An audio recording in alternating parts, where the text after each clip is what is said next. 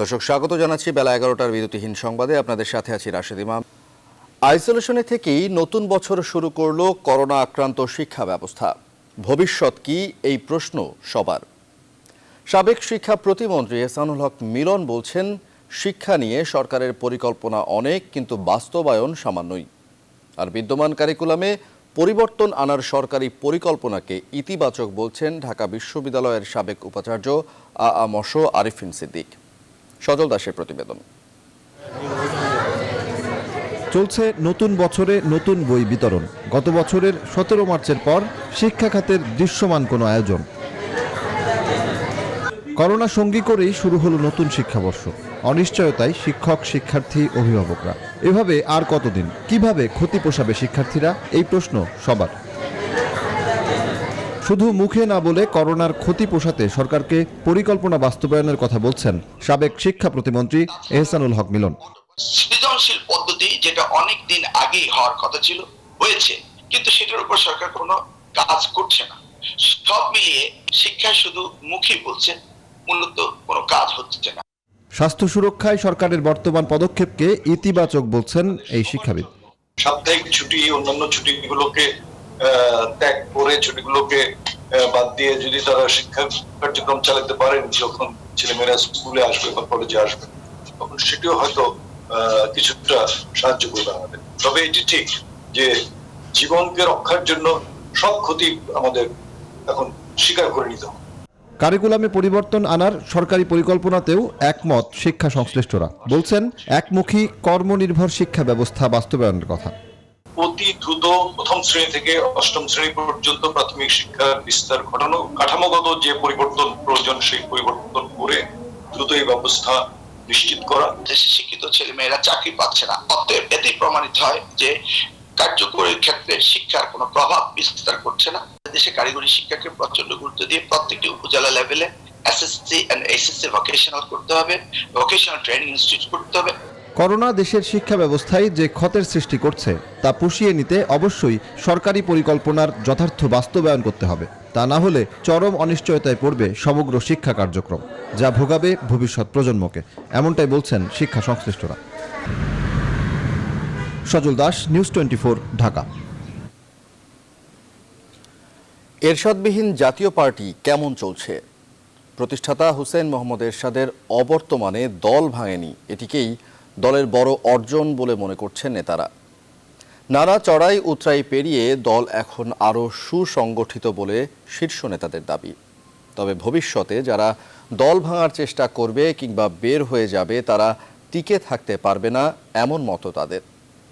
বিস্তারিত হাসান পারভেজের প্রতিবেদনে। আবার ফিরে আসুক বারবার। জাতীয় পার্টির আত্মপ্রকাশ ঘটে 1986 সালের 1 জানুয়ারি। পরে দলে ভাঙন দেখা দিয়েছে কয়েকবার। 1996 সালে প্রথম ভাঙনে তৎকালীন মহাসচিব আনোয়ার হোসেন মঞ্জু আলাদা হয়ে গিয়েছিল। এর পরের মহাসচিব নাজিউর রহমান মঞ্জুরও আলাদা হয়ে বাংলাদেশ জাতীয় পার্টি গঠন করেন। দলে আরেক মহাসচিব কাজী জাফর আহমেদের হাত দিয়েও হয়েছে পৃথক দল। তবে ভালো অবস্থায় নেই কেউই।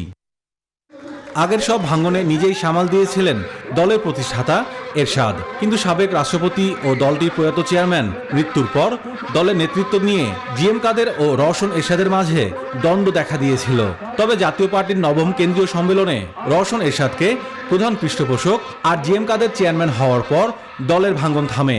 এরপর নেতাকর্মীদের মাঝে চাপা অসন্তোষ থাকলেও প্রকাশ্যে আর দ্বন্দ্ব দেখা দেয়নি। এইবারই মানুষ ধরে নিচ্ছে যে জাতীয় পার্টি এক নামে কোনো পার্টি থাকবে না, বা থাকলেও খণ্ড বিখণ্ড হয়ে থাকবে। সর্বস্তরের নেতাগণ, সংগঠক, অঙ্গ সংগঠন সবাই ঐক্যবদ্ধ হয়ে প্রমাণ করেছে জাতীয় পার্টি আগের থেকে আরো বেশি শক্তিশালী। অবশ্যই এটি একটি বড় অর্জন। ভবিষ্যতে দলের ভাঙ্গনের সম্ভাবনা নেই বলেও মত দিচ্ছেন শীর্ষ নেতারা। যারা দল বিভক্ত করবেন তাদেরও অভিজ্ঞতা আছে।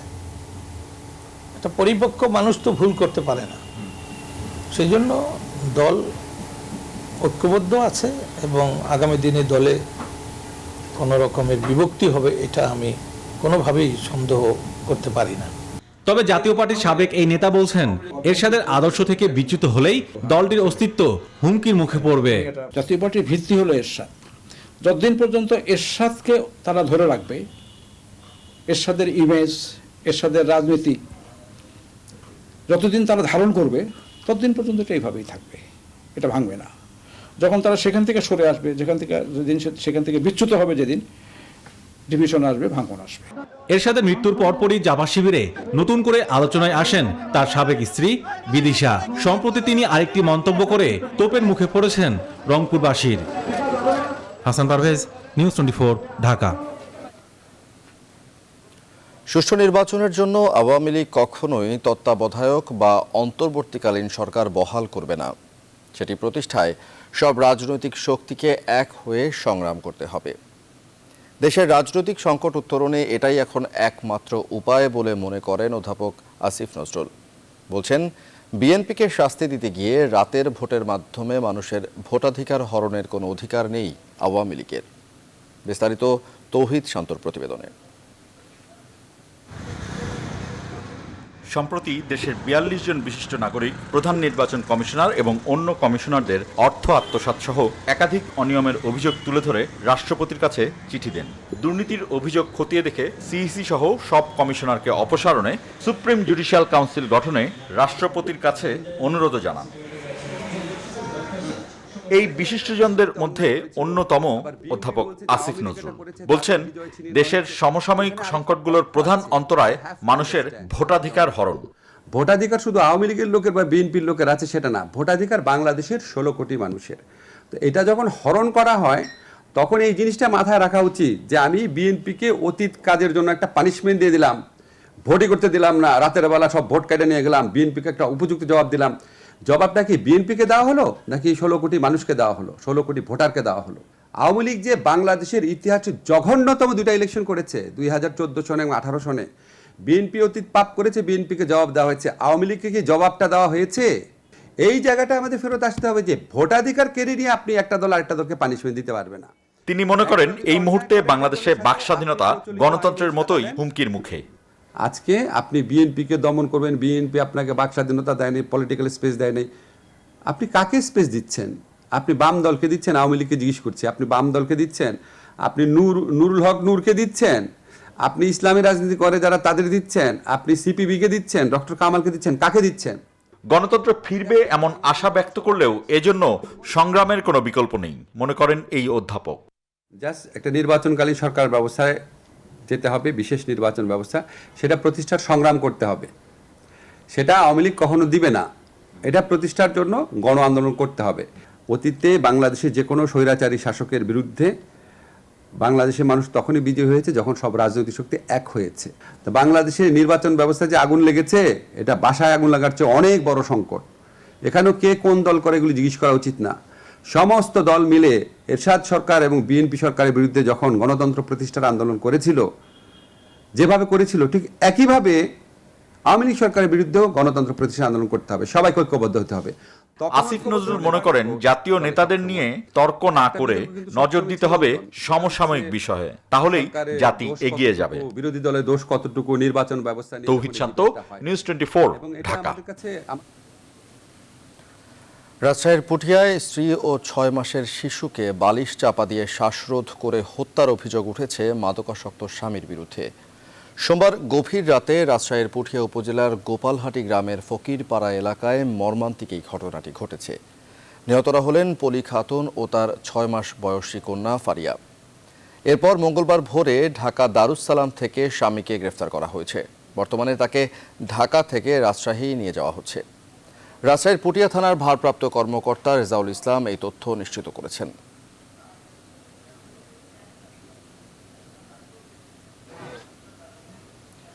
চট্টগ্রামে দ্রুত গতিতে এগিয়ে চলছে এলিভেটেড এক্সপ্রেসওয়ে নির্মাণ কাজ।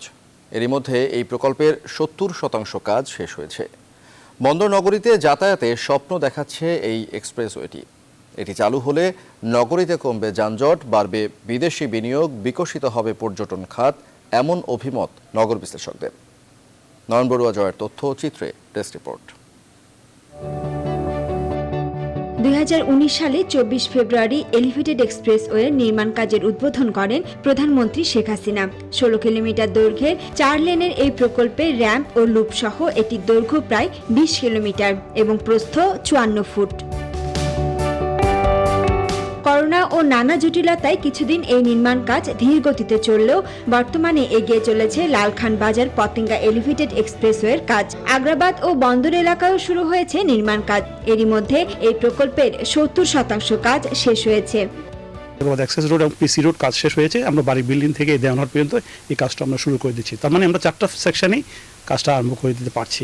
নগর বিশ্লেষকরা বলছেন, নগরীর লালখান বাজার থেকে বিমানবন্দর বা পতেঙ্গা সৈকতে যেতে এমনিতে সময় লাগে 2 থেকে 2.5 ঘন্টা।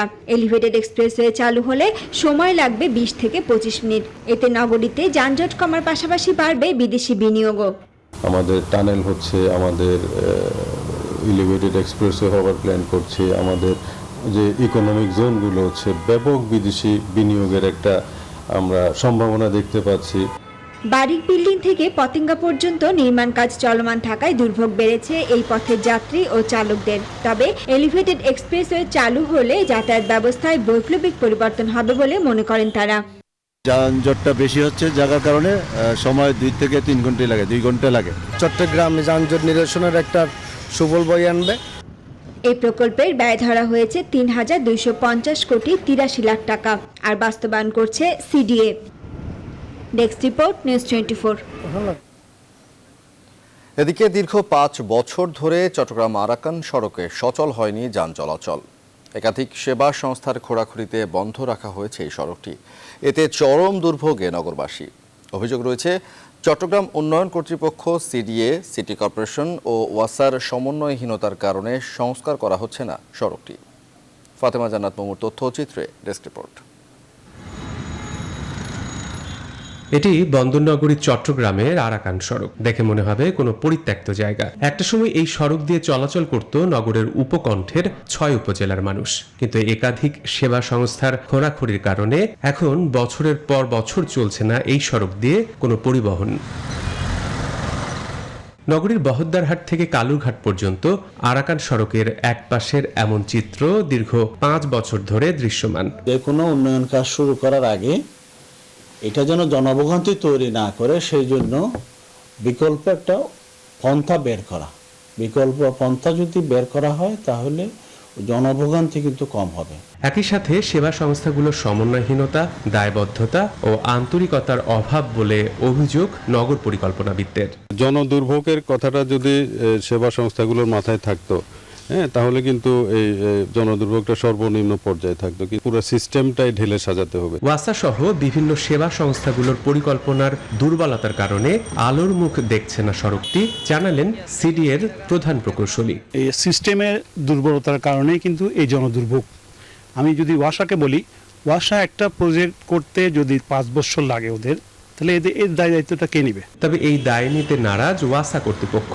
প্রথম কাজ করতেছিল গ্যাস, তারপর কাজ করতেছিল পিডিবি, এখন কাজ করতেছে সিডিএ। ওই যে খাল আপনারা দেখতেছেন তো। আর জলাবদ্ধতা প্রকল্পের কাজের জন্য ঝুলে আছে সড়ক সংস্কার কাজ, জানালেন সিটি প্রশাসক। বহদ্দারহাট এবং এদিকে যে পানিগুলো জমতে গুলো না জমে, তো ওনারা বোধ ইতিমধ্যে এটা শেষ করে আনতেছে। যদি শেষ আসে তাহলে ইনশাল্লাহ আমাদের শুধু 2 দিন কাজ করলে চট্টগ্রামের আরাকান সড়কটি দ্রুত সংস্কার করা হলে নগরবাসীর সড়ক ভোগান্তি কমবে অনেকাংশে, অভিমত সংশ্লিষ্টদের। Desk report, news 24। নারায়ণগঞ্জে মৃত নারীর জীবিত ফিরে আসা মামলায় বিচার বিভাগীয় তদন্ত প্রতিবেদন হাইকোর্টে জমা দিয়েছে পুলিশ। দর্শক, এ বিষয়ে বিস্তারিত জানাতে আমাদের সাথে যুক্ত হচ্ছেন সহকর্মী হাবিবুল ইসলাম। হাবিব, স্বাগত আপনাকে। হাবিব, এই মামলায় সবশেষ কি তথ্য রয়েছে আপনার কাছে, দর্শকদের জানাবেন।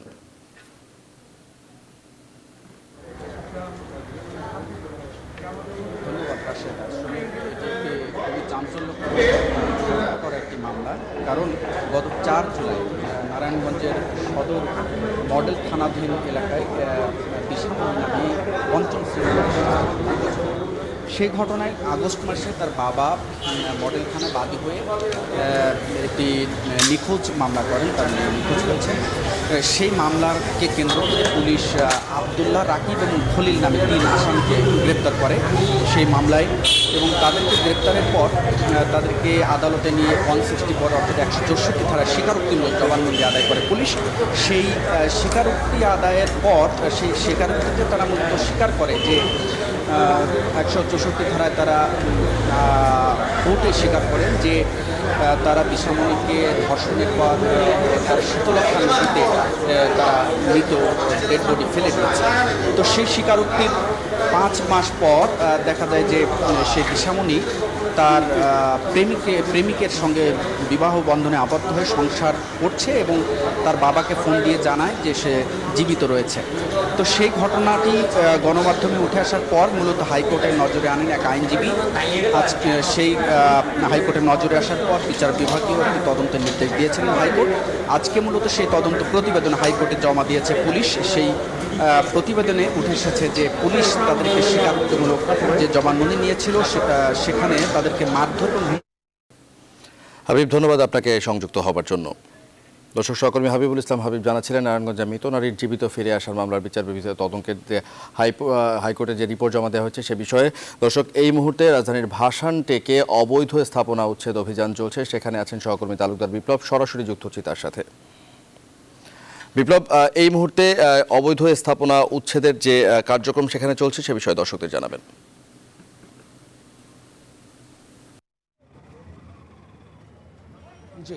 জি ধন্যবাদ। ঢাকা দক্ষিণ উত্তর সিটি কর্পোরেশন এবং রাজুকের যারা সংশ্লিষ্ট রয়েছেন অর্থাৎ উচ্ছেদ কার্যক্রমের সাথে সংশ্লিষ্ট যারা রয়েছেন তারা যৌথভাবেই আসলে ভাসানটেক এলাকায় এই উচ্ছেদ কার্যক্রম তারা পরিচালনা করছে। এবং উচ্ছেদ কার্যক্রমের বিষয়বস্তু হলো যে রাস্তার দুই পাশে যেই সিটি কর্পোরেশনের যে জায়গা রয়েছে বা রাস্তা দখল করে যারা বিভিন্ন ব্যবসায়ী প্রতিষ্ঠান গড়ে তুলেছে তাদের সেই জায়গাগুলোকে এখানে ভেঙে জায়গাকে ফ্রি করার যেই কার্যক্রম সেই কার্যক্রমটি অংশ হিসেবে কিন্তু ভাসানটেক থেকে তারা এই কার্যক্রম শুরু করেছে। এবং ভাসানটেক বাজার থেকে তারা যে পকেট গেটটি রয়েছে অর্থাৎ মাটিকাটা দিকে যেতে যে পকেট গেটটি রয়েছে সেই পকেট গেট পর্যন্ত তারা তাদের এই উচ্ছেদ কার্যক্রম তারা পরিচালনা করবে আজকে। এরই মধ্যে ভাসানটেক বাজারটা রয়েছে সেই বাজারের চারপাশে যে রাস্তার দুপাশে যেই বিভিন্ন দোকান রয়েছে সেই দোকানের যেই অতিরিক্ত যে শেড রয়েছে অর্থাৎ দোকানের বাড়তি অংশ সেই অংশ তারা ভেঙে ফেলেছে। এবং এরই মধ্যে সিটি কর্পোরেশন এবং রাজুকের যারা ঊর্ধ্বতন যারা রয়েছে তারা সবাই এখানে উপস্থিত হয়েছে। কিছুক্ষণের মধ্যে মেয়র এখানে উপস্থিত হওয়ার কথা রয়েছে। যেহেতু আপনি জানেন যে এই ভাসানটেকের যে রাস্তাটি রয়েছে অর্থাৎ ভাসানটেক হয়ে ইসিবি চত্বরের দিকে যেতে পকেট গেট পর্যন্ত যে রাস্তাটি রয়েছে সেই রাস্তাটির কিন্তু একটি অংশ কিন্তু সেনাবাহিনীর যেই সেনানিবাসের জায়গাটি রয়েছে অর্থাৎ এখানে ক্যান্টনমেন্ট এলাকা সেই ক্যান্টনমেন্ট এলাকার একটি অংশ রয়েছে। আরেকটি অংশ কিন্তু এখানে বিভিন্ন ব্যবসায়িক প্রতিষ্ঠান কিন্তু রয়েছে। এবং এখানে এই রাস্তাটি কিন্তু বেশ সরু কিন্তু অর্থাৎ 14 নম্বর থেকে যদি আপনার ভাসানটেক পর্যন্ত যেই 4 লেনের রাস্তা উন্নতি করা হয়েছে কিন্তু এর পরবর্তীতে কিন্তু ভাসানটেক বাজার থেকে মোটামুটি 1 কিলো রাস্তা কিন্তু অবস্থা এতটাই সরু যে আসলে পাশাপাশি কিন্তু দুইটি গাড়ি কিন্তু একসাথে কিন্তু চলাচল করতে পারে না। এবং এইটার অংশ হিসেবেই কিন্তু এই রাস্তাটি দেখছেন। এই রাস্তাটি একটু চওড়া করার জন্য রাস্তার দুই পাশে অবৈধ স্থাপনা রয়েছে সেই স্থাপনা ভাঙার জন্যই কিন্তু আজকের এই উচ্ছেদ কার্যক্রম। তো এই ছিল আমার কাছ থেকে সবশেষ। বিপ্লব, ধন্যবাদ আপনাকে সংযুক্ত হবার জন্য। দর্শক, সহকর্মী তালুকদার বিপ্লব জানাচ্ছিলেন ভাসানটেকে অবৈধ স্থাপনা উচ্ছেদের সবশেষ অবস্থা। কুড়িগ্রামের রৌমারীতে সেতু আছে তবে নেই সংযোগ সড়ক। স্থানীয়দের অভিযোগ সংযোগ সড়ক না থাকায় 3 বছর ধরে প্রায় অকেজো হয়েই পড়ে আছে এই সেতু। কর্তৃপক্ষের উদাসীনতার কারণেই প্রায় 5 কোটি টাকা ব্যয়ে নির্মিত সেতুর কোনো সুফল পাচ্ছেন না তারা। এ অবস্থায় দ্রুত সংযোগ সড়ক নির্মাণের দাবিও তাদের। হুমায়ুন কবির সূর্যর তথ্যচিত্রে ডেস্ক রিপোর্ট। 2017 সালের কুড়িগ্রামের রৌমারী উপজেলার সদর ইউনিয়নের ইজরামারি গ্রামের জিঞ্জিরাম নদীর ওপর সেতু নির্মাণ করা হয়। প্রায় 5 কোটি টাকা ব্যয়ে সেতু নির্মাণ করা হলেও সংযোগ সড়ক না থাকায় এলাকাবাসীর কোনো কাজেই আসছে না এই সেতু। স্থানীয়দের অভিযোগ কর্তৃপক্ষের তদারকির অভাবে ঠিকাদাররা দায়সারাভাবে বালু দিয়ে সেতুতে ওঠার সংযোগ দিলেও অপর প্রান্তে ঝুঁকি নিয়ে ইস্পাতের শীট দিয়ে নামতে বা উঠতে হয়। এ অবস্থায় চরম দুর্ভোগের শিকার এ অঞ্চলের কয়েক হাজার মানুষ। ব্রিজ হইলে কি রাস্তা হয় নাই, এই কারণে গাড়ি গুড়ি চলে না। গাড়ি করে তার পথ নাই, রুগী নিয়ে আসবো সেই পথ নাই, আমাদের খুবই কষ্ট। এই রাস্তাঘাট না থাকার কারণে আমাদের নৌকা পার হতে হয়, আমাদের দুর্ভোগ ভোগ করতে হচ্ছে। মানুষের দুর্ভোগ লাঘবে উন্নয়নের বরাদ্দের মাঠ পর্যায়ে বাস্তবায়ন হচ্ছে কিনা সেগুলোর সঠিক তদারকির অভাবে সরকারের ভাবমূর্তি ক্ষুণ্ণ হচ্ছেও বলে জানান সাবেক এই সংসদ সদস্য। বরাদ্দ আসতেছে, কিন্তু এখানে যারা কাজ করে যে সমস্ত কর্তৃপক্ষ এখানে দায়িত্বে থাকে তাদের কাজ করে নেওয়ার যোগ্যতা নাই বলে আমি ধারণা করি। তবে দ্রুতই এই সমস্যার সমাধান করা হবে বলে জানালেন সংশ্লিষ্টরা। জনগণের দিকে বিচারে চিন্তা ভাবনা করে দ্রুত কাজগুলো শেষ করে ফেলে। এই বিষয়ে সবার সহযোগিতা নিয়ে আন্তরিকভাবে আমরা চেষ্টা করছি। আশা করি এটি অতি দ্রুত আমরা সমাধান করতে সক্ষম হব ইনশাআল্লাহ। জনদুর্ভোগ লাঘবে দ্রুত সংযোগ সড়ক নির্মাণ করা হবে এমন প্রত্যাশা এলাকাবাসীর। Desk report, news 24। দর্শক, এই ছিল বেলা 11টার বিরতিহীন সংবাদের আয়োজন। পুরো সময়ের সাথে থাকায় ধন্যবাদ সবাইকে।